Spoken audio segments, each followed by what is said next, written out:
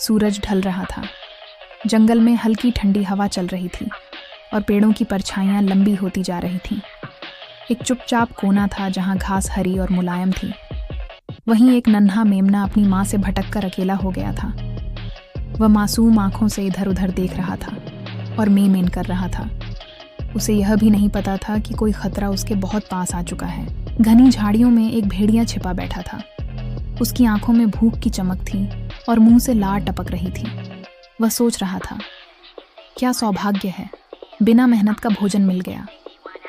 भेड़िया दबे पांव बाहर आया और फुर्ती से मेमने को पकड़ लिया। मेमना चिल्लाया, लेकिन उसकी आवाज जंगल की सन्नाटे में खो गई। भेड़िया उसे अपनी माद की ओर ले जाने लगा। रास्ते भर वह खुश होता जा रहा था। आज तो दावत होगी। लेकिन तभी रास्ते में एक भारी कदमों की आवाज आई। सामने से जंगल का राजा शेर आ रहा था। उसकी चाल धीमी लेकिन शक्तिशाली थी। उसकी आंखों में तेज था और दहाड़ में गरज। शेर ने भेड़िए की ओर देखा और बिना कुछ कहे सीधा उसके पास आया। एक ही झपट्टे में उसने मेमने को भेड़िए के मुंह से छीन लिया। भेड़िया चौंक गया। वह पीछे हट गया और गुस्से से कांपते हुए बोला, अरे ये मेरा शिकार है, इसे वापस दो। शेर ने उसकी ओर देखा पर कुछ न कहा। उसने मेमने को मुंह में उठाया और जाने लगा। भेड़िया अब थोड़ी दूरी पर जाकर रुका और ऊंची आवाज में बोला, तुम्हें मेरा शिकार छीनने का कोई हक नहीं है, ये मेरी मेहनत थी। शेर रुका। उसने गर्दन घुमाई, भेड़िए की ओर देखा और धीमे मगर भारी स्वर में कहा, तेरा शिकार? क्या तूने इसे खरीदा था? क्या गडेरिये ने तुझे यह तोहफे में दिया था? बताओ भेड़िए, तुझे यह मेमना कैसे मिला? भेड़िया चुप हो गया। वह जानता था कि वह गलत था। उसने चोरी की थी, छल किया था। शेर ने आगे कहा, जो चीज तूने गलत तरीके से हासिल की है वो तेरा अधिकार नहीं हो सकती। और याद रख, जो बुराई से कमाया जाता है वो बुराई से ही छीन लिया जाता है। यह कहकर शेर मेमने को लेकर जंगल में गायब हो गया।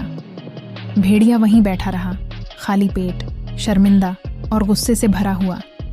लेकिन वह जानता था कि कुछ कह नहीं सकता। कुछ दूर पर बैठे एक तोते ने यह सब देखा। वह बच्चों को कहानी सुनाने लगा। देखो बच्चों, भेड़िया चालाक था, लेकिन बुराई से मिला भोजन ज्यादा देर टिकता नहीं। और अगर तुम खुद गलत करोगे तो तुमसे भी बड़ा कोई आकर तुम्हें वैसे ही सजा देगा। शेर ने आगे कहा, जो चीज तूने गलत तरीके से हासिल की है वो तेरा अधिकार नहीं हो सकती। और याद रख, जो बुराई से कमाया जाता है वो बुराई से ही छीन लिया जाता है। सूरज ढल रहा था। जंगल में हल्की ठंडी हवा चल रही थी और पेड़ों की परछाइयां लंबी होती जा रही थीं। एक चुपचाप कोना था जहां घास हरी और मुलायम थी। वहीं एक नन्हा मेमना अपनी माँ से भटक कर अकेला हो गया था। वह मासूम आंखों से इधर उधर देख रहा था और मेंढी कर रहा था। उसे यह भी नहीं पता था कि कोई खतरा उसके बहुत पास आ चुका है। भेड़िया चौंक गया। वह पीछे हट गया और गुस्से से कांपते हुए बोला, अरे ये मेरा शिकार है, इसे वापस दो। भेड़िया अब थोड़ी दूरी पर जाकर रुका और ऊंची आवाज में बोला, तुम्हें मेरा शिकार छीनने का कोई हक नहीं है, ये मेरी मेहनत थी। भेड़िया दबे पांव बाहर आया और फुर्ती से मेमने को पकड़ लिया। मेमना चिल्लाया, लेकिन उसकी आवाज जंगल की सन्नाटे में खो गई। भेड़िया उसे अपनी माद की ओर ले जाने लगा। रास्ते भर वह खुश होता जा रहा था। आज तो दावत होगी। लेकिन तभी रास्ते में एक भारी कदमों की आवाज आई। सामने से जंगल का राजा शेर आ रहा था। उसकी चाल धीमी लेकिन शक्तिशाली थी। उसकी आंखों में तेज था और दहाड़ में गरज। शेर रुका। उसने गर्दन घुमाई, भेड़िए की ओर देखा और धीमे मगर भारी स्वर में कहा, तेरा शिकार? क्या तूने इसे खरीदा था? क्या गडेरिये ने तुझे यह तोहफे में दिया था? बताओ भेड़िए, तुझे यह मेमना कैसे मिला? भेड़िया वहीं बैठा रहा, खाली पेट, शर्मिंदा और गुस्से से भरा हुआ। लेकिन वह जानता था कि कुछ कह नहीं सकता। भेड़िया चुप हो गया। वह जानता था कि वह गलत था। उसने चोरी की थी, छल किया था। शेर ने भेड़िए की ओर देखा और बिना कुछ कहे सीधा उसके पास आया।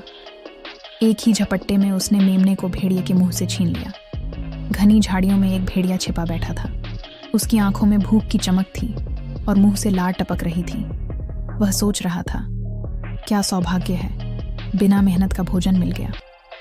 जंगल के जानवरों ने यह कहानी सुनी और सीखा कि न्याय की डोर कभी कमज़ोर नहीं होती, और जो चीज़ तुम्हारी नहीं है वो तुम्हारी हो भी नहीं सकती, चाहे तुम उसे कैसे भी हासिल करो। और तब से हर बार जब कोई जंगल में चोरी करता या छल करता तो जानवर कहते, कहीं भेड़िए वाली गलती तो नहीं कर रहे, और सब मिलकर हंसते।